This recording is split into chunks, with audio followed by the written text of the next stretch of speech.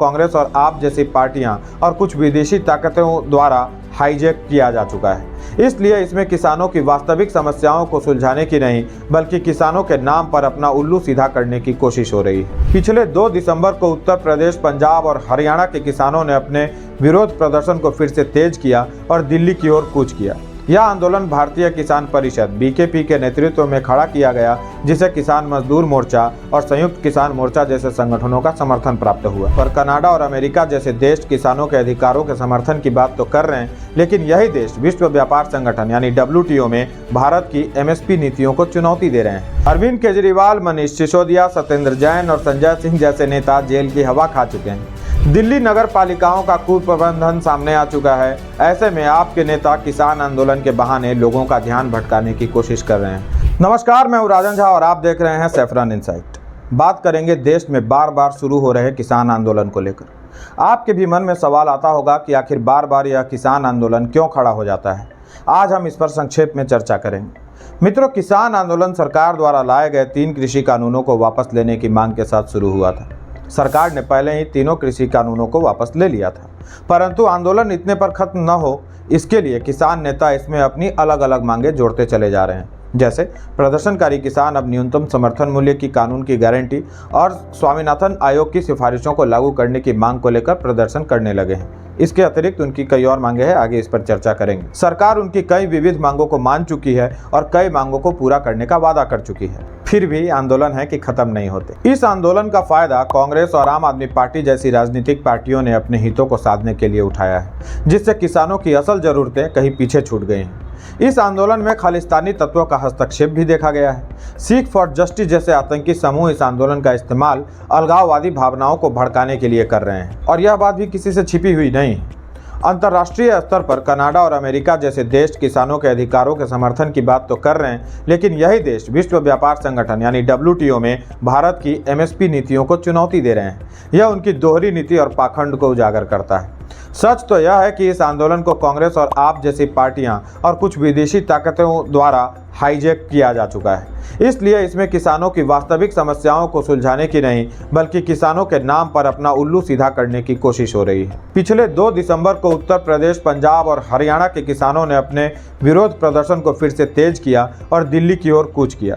यह आंदोलन भारतीय किसान परिषद BKP के नेतृत्व में खड़ा किया गया, जिसे किसान मजदूर मोर्चा और संयुक्त किसान मोर्चा जैसे संगठनों का समर्थन प्राप्त हुआ। इसके बाद पंजाब के 101 किसानों का समूह शुक्रवार 6 दिसंबर को दिल्ली चलो नारे के साथ दिल्ली की तरफ निकल पड़े। उनकी कई लंबित मांगों में प्रमुख है फसलों के लिए न्यूनतम समर्थन मूल्य यानी MSP की कानूनी गारंटी। तो किसानों ने शुक्रवार को पंजाब और हरियाणा के बीच स्थित शंभू बॉर्डर स्थित प्रदर्शन स्थल से दिल्ली चलो मार्च शुरू किया।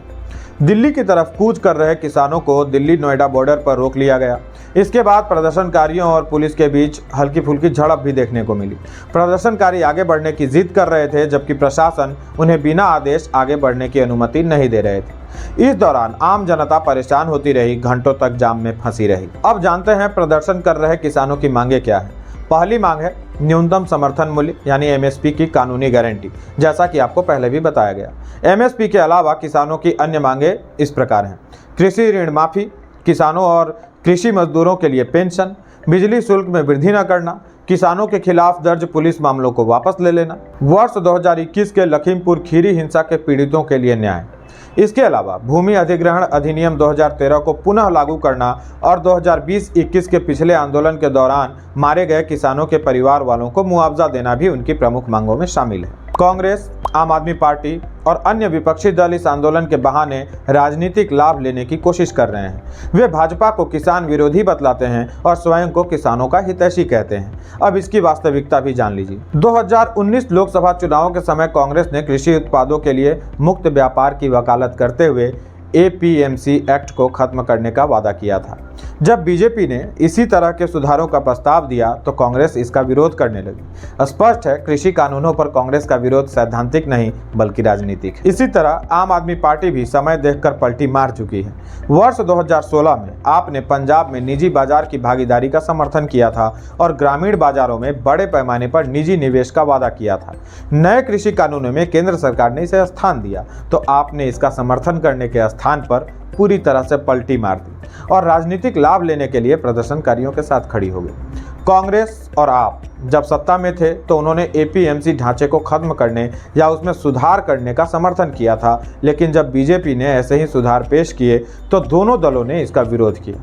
कांग्रेस और आप दोनों के आंदोलन के पहले के घोषणा पत्रों में ऐसे सुधारों का प्रस्ताव दिया गया था जो एमएसपी को बदले बिना बाजार तक पहुंच की अनुमति देते, परंतु आज ये एमएसपी के नाम पर किसानों के साथ खड़े हो गए। भाजपा विरोध के नाम पर तथाकथित किसान आंदोलन के समर्थन में उतरी राजनीतिक पार्टियों की सच्चाई यह है कि इनमें से किसी ने भी अपने राज्य में यानी जहां उनकी सरकारें हैं वहां किसानों के हित में निर्णय नहीं लिए हैं।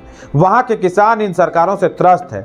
फिर से कह रहा हूं कि किसान आंदोलन जिन 3 कृषि कानूनों के विरुद्ध शुरू हुआ उसे सरकार वापस ले चुकी है। अब यदि फिर भी बार बार किसान आंदोलन खड़े हो रहे हैं, इसमें इन विपक्षी पार्टियों और बाहरी ताकतों का हाथ है। इसलिए एक के बाद एक नई मांगे सामने आती जा रही हैं, प्रदर्शन शुरू किए जा रहे हैं। प्रदर्शन की आग में ये राजनीतिक पार्टियां हाथ सेक रही हैं। सच्चाई यह है कि ये चाहते ही नहीं कि किसानों के नाम पर चलने वाला यह आंदोलन खत्म हो जाए। विपक्ष के पास सरकार को घेरने के लिए मुद्दे हैं ही नहीं, इसलिए वे किसान आंदोलन की इस चिंगारी को जलाए रखना चाहते हैं। इनकी वास्तविक मंशा को समझने के लिए मैं कुछ और तथ्य आपके सामने में रखता हूं। कांग्रेस के नेतृत्व वाली यूपीए सरकार ने किसानों के मुद्दों की हमेशा से उपेक्षा की।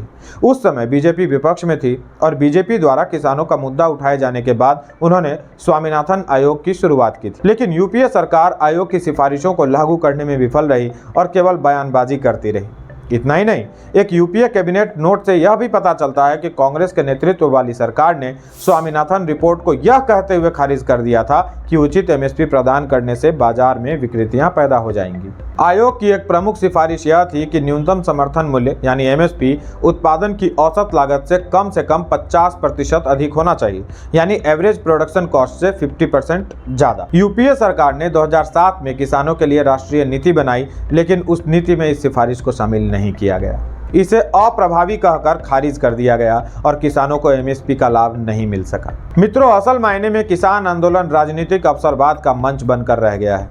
रेसलर विनेश फोगाट और बजरंग पुनिया ने पहले पहलवानों का मुद्दा उठाया, फिर किसानों के साथ एकजुटता दिखाई, किसानों के प्रदर्शन में हिस्सा भी लिया, पीएम मोदी और भाजपा के विरुद्ध जमकर बयानबाजी की, मीडिया में छाए रहे और फिर चुनावों से पहले कांग्रेस पार्टी में शामिल हो गए। आगे आप स्वयं समझदार हैं। मित्रों, योगेंद्र यादव, दीपिंदर सिंह हुड्डा, राकेश टिकैत और दीप सिंह जैसे नेताओं ने किसानों के आंदोलन को उनकी समस्याएं सुलझाने के लिए नहीं बल्कि अपना राजनीतिक प्रभाव बढ़ाने के रूप में इस्तेमाल किया। खुद को किसान हितैषी के रूप में प्रस्तुत कर उन्होंने अपने व्यक्तिगत राजनीतिक एजेंडा को तो आगे बढ़ाया, परंतु जिन किसानों का वे प्रतिनिधित्व कर रहे थे या प्रतिनिधित्व करने का दावा कर रहे थे उनके लिए ठोस समाधान कैसे निकाला जाए इस पर कभी ध्यान नहीं दिया। वे केवल आंदोलन को खींचने में लगे हुए हैं, मानो कहीं से ऐसा करने के लिए उन्हें कोई टास्क दिया गया हो। किसानों के 2020-21 में किसानों के आंदोलन के दौरान कई घटनाएं घटी जिसने आंदोलन में असामाजिक तत्वों व अलगाववादी तत्वों के शामिल होने की पुष्टि की। 26 जनवरी 2021 को लाल किले पर जो हुड़दंग किया गया, तिरंगे का अपमान किया गया, उसे कौन भूल सकता है। 2024 में भी जो आंदोलन शुरू हुआ उस दौरान खालिस्तानी आतंकी गुरपतवंत सिंह पन्नू ने वीडियो जारी कर खालिस्तान समर्थकों को किसानों के आंदोलन में शामिल होकर अराजकता फैलाने और पीएम मोदी के विरुद्ध हिंसा करने के लिए उकसाया। बार बार शुरू हो रहे किसान आंदोलन की टाइमिंग भी काफी कुछ कहती है। वर्ष 2021 के अंत तक कृषि कानून वापस ले लिए गए थे, परंतु फरवरी 2024 में लोकसभा चुनावों से ठीक पहले किसानों का नया आंदोलन शुरू हो गया। संसद का सत्र शुरू होने से पहले या तो आंदोलन शुरू हो जाता है या धरने पर बैठे किसान अचानक दिल्ली के लिए निकल पड़ते हैं। इस आंदोलन को आज के समय में आप दिल्ली चुनाव से भी जोड़कर देख सकते हैं। पहले तो किसानों का दिल्ली में प्रवेश करने की कोशिश करना, फिर आम आदमी पार्टी के सांसद मलविंदर सिंह कांग का कहना कि दिल्ली में विरोध प्रदर्शन करना किसानों का कानूनी और संवैधानिक अधिकार है और बीजेपी सरकार को उन्हें रोकना नहीं चाहिए। यह स्पष्ट रूप से इंगित करता है कि इन आंदोलनों से आम आदमी पार्टी लाभ लेना चाहती है, क्योंकि आम आदमी पार्टी दिल्ली में एंटी इनकम्बेंसी को भांप चुकी है। आप सरकार के वरिष्ठ मंत्रियों यहां तक कि मुख्यमंत्री तक पर भ्रष्टाचार के गंभीर आरोप लगे हैं। अरविंद केजरीवाल, मनीष सिसोदिया, सत्येंद्र जैन और संजय सिंह जैसे नेता जेल की हवा खा चुके हैं। दिल्ली नगर पालिकाओं का कुप्रबंधन सामने आ चुका है। ऐसे में आपके नेता किसान आंदोलन के बहाने लोगों का ध्यान भटकाने की कोशिश कर रहे हैं। वे दिल्ली की प्रमुख मुद्दों और समस्याओं से पीछा छुड़ाकर भाग खड़े होने की कोशिश कर रहे हैं। सवाल यह भी उठाया जाना चाहिए कि यह आंदोलनकारी किसान ज्यादातर पंजाब से ही क्यों हैं। यदि पंजाब के किसान इतने परेशान हैं तो वे राज्य सरकार के सामने मांगे क्यों नहीं रख रहे? आपने वहां सरकार बनाई है तो पंजाब सरकार किसानों की समस्याओं को क्यों नहीं सुलझा पा रही और देश के दूसरे राज्यों के लिए एक उदाहरण पेश क्यों नहीं कर देती उनकी समस्याओं को सुलझा करके? पंजाब की क्षेत्रीय समस्याओं को राष्ट्रीय समस्या के रूप में क्यों पेश किया जा रहा है? जहां तक प्रश्न बीजेपी का है तो वर्ष 2021 में सरकार ने किसानों की भावनाओं का सम्मान करते हुए 3 अच्छे कृषि कानूनों को वापस ले लिया था। बीजेपी सरकार ने किसान नेताओं के साथ कई दौर की बातचीत की। हाल ही में केंद्रीय कृषि मंत्री शिवराज सिंह चौहान ने राज्यसभा में आश्वासन दिया कि सरकार सभी कृषि उपज को एमएसपी पर खरीदना जारी रखेगी। कृषि राज्य मंत्री भागीरथ चौधरी ने भी कहा कि संवाद के लिए दरवाजे हमेशा खुले हैं। उन्होंने कहा, मैं भी उनका भाई हूं और यदि वे चाहते हैं कि हम उनके बीच जाकर बातचीत करें तो हम अवश्य जाएंगे। बात से आगे बढ़ते हुए काम पर नजर डालते हैं। 2018-19 के सत्र में विभिन्न फसलों के लिए सरकार ने एमएसपी में वृद्धि की। उत्पादन लागत पर 50% की न्यूनतम वापसी की गारंटी देकर एनडीए सरकार ने एक ऐतिहासिक मिसाल कायम की है जो किसानों की समृद्धि के प्रति उनकी प्रतिबद्धता को दर्शाती है। जहां तक एमएसपी का प्रश्न है तो आप स्वयं देखिए कि 10 वर्षों के भीतर अलग अलग फसलों पर कितने प्रतिशत तक की एमएसपी की बढ़ोतरी की गई है। धान पर एमएसपी 2013-14 में 550 रुपए थी। 2024-25 के लिए इसे बढ़ाकर 2300 रुपए किया जा चुका है, यानी 318% तक अधिक। ग्रेड ए धान पर 10 वर्षों में 300% एमएसपी बढ़ा दी गई, यानी यूपीए के शासनकाल में जो सिर्फ 580 रुपए थी अब वो 2320 रुपए हो चुकी है। ज्वार पर यूपीए के शासनकाल में एमएसपी 505 रुपए थी, अब एनडीए की सरकार में 3371 रुपए है, यानी लगभग 570% की वृद्धि। इसी तरह बाजरा, रागी, मक्का और अन्य फसलों की एमएसपी सोच से भी ज्यादा बढ़ा दी गई। इससे किसको फायदा होगा? किसानों को ही ना। इतना ही नहीं, 2019 में शुरू की गई पीएम किसान सम्मान निधि योजना किसानों को सालाना 6000 रुपए की नगद सहायता की गारंटी देती है। 9 करोड़ से अधिक किसानों को 20,000 करोड़ से अधिक का फायदा पहुंचने वाला है। अब तक 11 करोड़ से अधिक किसानों को 3 लाख करोड़ से अधिक की राशि वितरित की जा चुकी है। एनडीए सरकार ने 13 जनवरी 2016 को प्रधानमंत्री फसल बीमा योजना शुरू की। इस फसल बीमा योजना ने 48 करोड़ किसानों को जोखिम कवरेज प्रदान किया है। किसानों को 1.40 लाख करोड़ से अधिक की बीमा दावों की राशि वितरित की जा चुकी है। 2015 से 2023 के बीच 23 करोड़ 58 लाख मिट्टी स्वास्थ्य कार्ड वितरित किए गए हैं। ये कार्ड किसानों को मिट्टी की पोषक तत्व स्थिति और उर्वरक अनुशंसाओं की जानकारी प्रदान करते हैं, जिससे मिट्टी की गुणवत्ता और कृषि उत्पादकता में सुधार हुआ है। ये ऐसे सकारात्मक सुधार हैं जिनसे किसानों को किसी के सामने हाथ फैलाने की जरूरत न पड़े और वे स्वयं किसी बड़े उद्योगपति की तरह सामर्थ्यवान हो जाएं। कुल मिलाकर देखें तो पीएम मोदी के नेतृत्व वाली एनडीए सरकार किसानों की असली हितैषी है और किसानों के हित में लिए गए निर्णयों से यह बार बार सिद्ध भी हुआ है। तो आज के लिए इतना ही। वीडियो को अधिक से अधिक लोगों के साथ शेयर कीजिए, जागरूक कीजिए लोगों को, और ऐसे ही इंफॉर्मेटिव वीडियो देखने के लिए चैनल को सब्सक्राइब कर लीजिए। मिलेंगे एक अन्य विषय के साथ। नमस्कार।